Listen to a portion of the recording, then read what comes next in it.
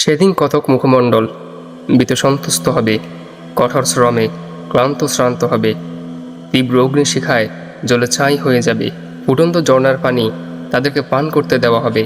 কাঁটাযুক্ত শুষ্ক ঘাস ছাড়া আর কোনো খাদ্য তাদের জন্য থাকবে না, তা তাদের পরিপুষ্ট করবে না এবং ক্ষুধাও নিবারণ করবে না।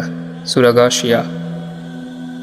আল্লাহ তাআলা জাহান্নামীদের আযাবকে তীব্র ও কঠোর করতে জাহান্নামীদের কিছু পোশাক ও খাদ্য প্রদান করবেন, যা জাহান্নামের আযাব আরও তীব্র ও কঠোর করে তুলবে। মরণের পর তিনটি ভয়াবহ জায়গা রয়েছে, তার তৃতীয়টি হচ্ছে জাহান্নাম। মানুষের উচিত জাহান্নাম হতে আল্লাহর নিকট পরিত্রাণ চাওয়া।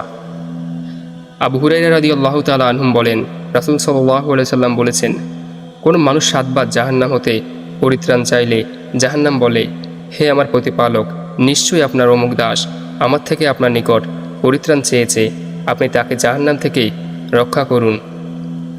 আর কোনো বান্দা আল্লাহর নিকট 7 বার জান্নাত চাইলে জান্নাত বলে, হে আমার প্রতিপালক, নিশ্চয়ই আপনার অমুক বান্দা আমাকে চেয়েছে, আপনি দয়া করে তাকে জান্নাতে প্রবেশ করান। মহান আল্লাহ পবিত্র কোরআনে বলেন, নিশ্চয়ই জাহান্নাম একটি ঘাঁটি, আল্লাহদ্রোহীদের আশ্রয়স্থল, যেখানে তারা যুগ যুগ ধরে অবস্থান করবে। জাহান্নামীদের পোশাক এ সম্পর্কে আল্লাহ তাআলা বলেন, এরা দুটি বিবাদমান পক্ষ, তারা তাদের প্রতিপালক সম্বন্ধে বিতর্ক করে। যারা কুফরি করে তাদের জন্য প্রস্তুত করা হয়েছে আগুনের পোশাক। তাদের মাথার উপর গরম পানির আলা হবে, যা দ্বারা তাদের উদরে যা আছে তা এবং তাদের চর্ম বিগলিত করা হবে। আর তাদের থাকবে লোহার হাতুড়িসমূহ। যখনই তারা যন্ত্রণায় অতিষ্ঠ হয়ে জাহান্নাম থেকে বের হতে চাইবে, তখনই তাদেরকে তাতে ফিরিয়ে দেওয়া হবে। বলা হবে, দহনের শাস্তি অসাধন করো।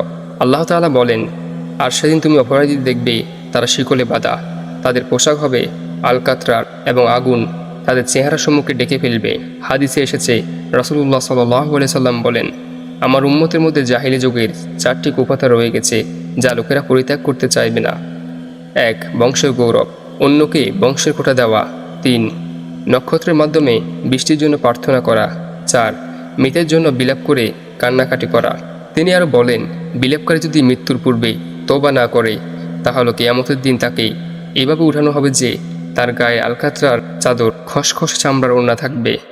মুসলিম 934।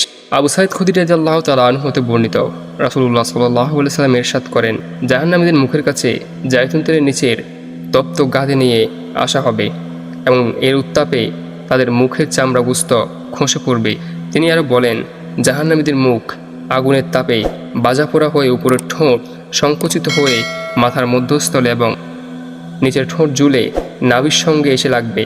হে আল্লাহ, আমরা আপনার নিকট আশ্রয় চাই জাহান্নামের ভয়াবহ আযাব থেকে।